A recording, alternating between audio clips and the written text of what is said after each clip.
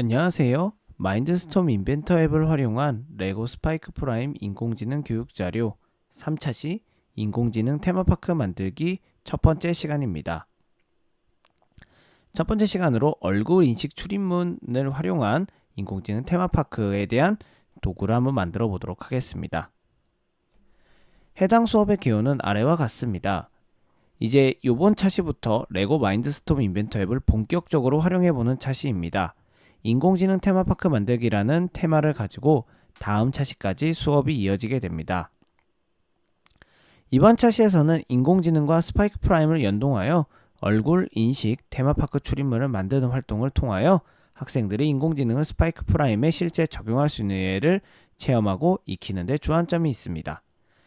먼저 첫 번째 활동으로 마인드스톰 인벤터 앱 인공지능 모델을 만들어 봅니다. 마인드스톰 인벤터 앱을 활용하여 얼굴 인식 테마파크 출입문에서 활용할 모델을 학습합니다. 두 번째 활동으로 얼굴 인식 테마파크 출입문을 설계하겠습니다. 스파이크 프라임 블록을 활용하여 얼굴 인식 테마파크 출입문을 설계하고 코딩하는 시간을 갖습니다. 마지막으로 자신만의 아이디어를 추가하는 시간이 예정되어 있습니다. 완성된 얼굴 인식 테마파크 출입문에 자신만의 아이디어를 추가함으로써 마지막 활동이 마무리가 됩니다. 그래서 이번 차시의 목표는 마인드스톰 인벤터 앱을 활용하여 얼굴 인식 테마파크 출입문을 만드는 것이 이번 학습의 목표라고 할 수 있습니다. 앞서 설명한 활동과 동일한 활동 안내입니다.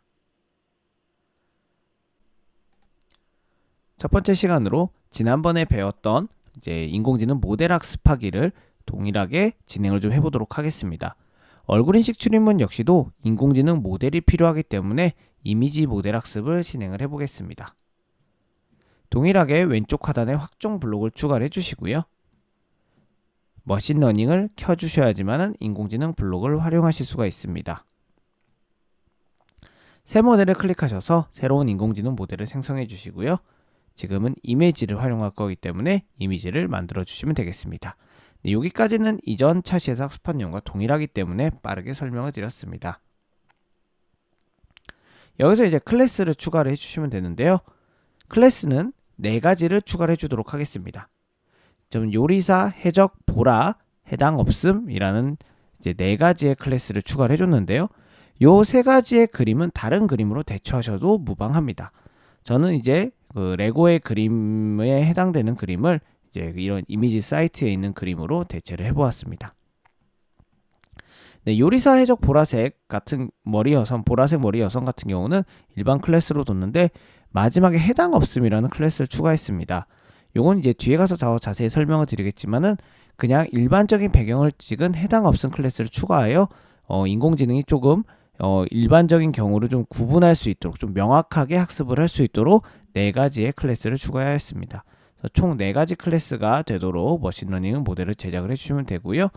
요 얼굴은 만약 학교에서 진행할 경우 친구 얼굴이나 내 얼굴 같은 이제 실제 얼굴로 하셔도 전혀 괜찮습니다.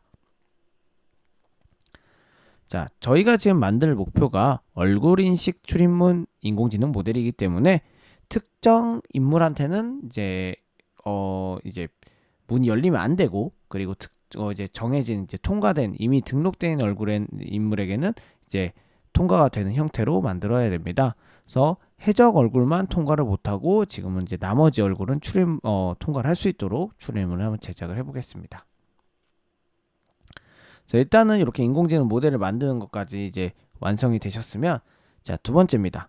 이제 출입문을 설계를 해야 됩니다. 물론 다양한 방법으로 설계를 하실 수가 있고, 이제 그 학생들의 독창적인 방법으로 이제 문을 설계할 수도 있습니다. 다만 처음에 할 때는 기본 형태를 가지고 그 형태를 먼저 같이 실습해보고 학생들이 그걸 변형하고 이제 아이디어를 추가하는 방향으로 가는 걸 추천을 드립니다. 저는 이제 가장 기본적인 형태인 모터에 이런 긴 블록을 연결을 해가지고 이제 일반적인 이제 차단바처럼 이제 왔다 갔다 할 수 있도록 설계를 했습니다.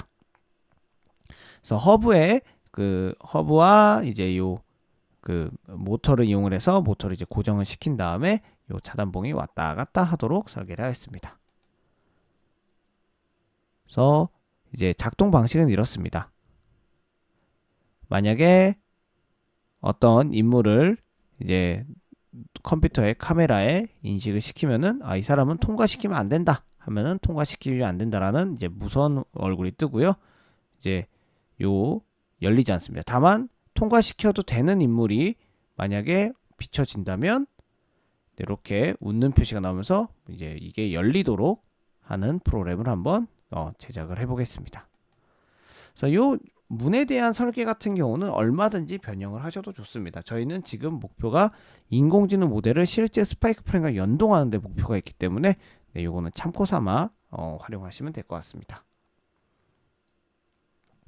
자, 그러면 한번 본격적으로 코드를 좀 구성을 해보도록 하겠습니다.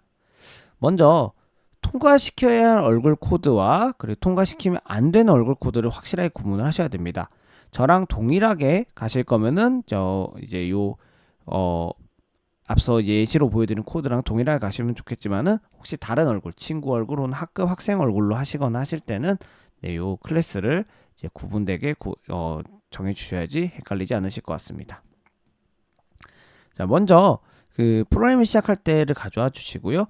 여기 A 최단 경로 방향으로 0까지 이동하고 되어 있습니다. 자, 요거는 그 해당되는 모터 해당됐을 때 얘가 열려야 되기 때문에 최단 경로의 모터 움직이기를 활용을 했습니다.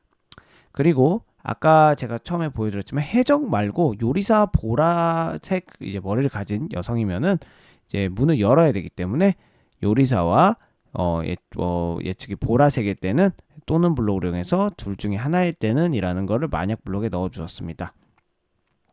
긍정적인 신호이기 때문에 가운데 버튼을 파란색으로 바꿔주시고요. 웃는 표시가 켜게 했습니다. 그 다음 처음에 0도이기 때문에 얘는 이제 말 그대로 일직선으로 있을 겁니다. 자, 그런데 얘가 최단 경로 방향으로 90까지 이동하라. 그럼 말 그대로 90도 위로 올라가게 됩니다. 그래서 이제 말 그대로 문이 열리는 효과가 나는 거죠. 그래서 문이 열리는 효과가 나고 그 다음에 1초 기다렸다가 계속 열어놓을 수는 없기 때문에 다시 0까지 이동해서 문을 닫는 코드라고 생각하시면 되겠습니다. 반면에 통과시키면 안 되는 코드가 있습니다. 그래서 앞서 코드를 구성할 때 만일 그리고 아니면 블록을 가져오셔서요. 자, 두 번째 아니면에다가 또 만약 아니면을 다시 넣어줍니다. 자, 이번에는 해적이었을 때는 가운데 버튼을 빨간색으로 정하고요. 그리고 좀 환한 표시, 환한 그림을 켜주시고 이제 경고음도 하나 넣어주겠습니다. 핑이라는 경고음을까지 이제 재생을 하겠습니다. 자, 근데 그 경우도 아니다. 그 경우도 아니면 지금은 이제 아무것도 인식이 안 된 상태, 즉 배경이 없는 상태이기 때문에 그런 때는 노란색 라이트를 켜고 저는 이제 물음표를 나타내도록 했습니다. 그래서 완성된 코드는 이렇게 구성이 되고요. 이제 어려운 코드는 전혀 없습니다. 처음에 이제 이 차단봉이 이제 열리지 않은 상태로 있는 이제 첫 번째 코드가 있고요. 그 다음에 이건 아까 앞서 설명 못 드렸는데 항상 이걸 인식을 하고 있어야 되기 때문에 무한 반복을 씌워 주셔야 됩니다. 그래야지 얘가 지금 계속 인공지능이 실시간으로 얼굴을 인식을 해서 이 얼굴이 통과시켜도 되는 얼굴인지 안 되는 얼굴인지를 판단하기 때문에 무한 반복을 반드시 씌워 주셔야 됩니다. 그래서 그 다음에 요리사 보라색 통과해도 되는 얼굴이면은 만약 안에다가 통과되는 블록들을 넣어 주시면 되고요. 통과하면 안 되는 블록일 때는 또 그거에 해당되는 블록을 여기에 넣었습니다. 마지막으로 해당 없음일 때 이 블록을 추가해 줌으로써 이 코드가 구성이 됩니다. 물론 코드에는 정답이 없습니다. 더 효율적이고 더 나은 코드가 있을 수 있습니다. 학생들과 그 방법을 고민해 보시길 바라겠고요. 선생님들께서도 다른 방법을 한번 구성해 보는 것도 좋을 것 같습니다. 네, 이렇게까지 기본 형태를 만들어 보시고요. 세 번째 활동은 이제 자신만의 얼굴 인식 테마파크 출입문을 만들어 보는 겁니다. 자, 출입문 문을 앞서 단순하게 만들었지만은 아예 모양을 변형해서 정말 문 형태로 바꿀 수도 있을 것 같고요. 그 스파이크 프라임 형태 자체를 바꾸는 방법도 있을 거고, 두 번째는 더 나은 코드 혹은 더 나은 기능을 추가하는 방법이 있을 것 같습니다. 그래서 다양한 아이디어를 추가해서 자신만의 얼굴 인식 테마파크 출입문을 만들어서 독창적인 이제 활동을 할 수 있도록 이제 격려를 해주시면 좋을 것 같습니다. 자, 인공지능 모델도 수정을 해주시면 좋습니다. 네, 설계한 결과에 따라서 클래스 수를 조정한다든지 또한 새로운 인공지능 모델을 학습시켜서 그거에 해당되는 프로그램을 완성을 해주시면 되겠습니다.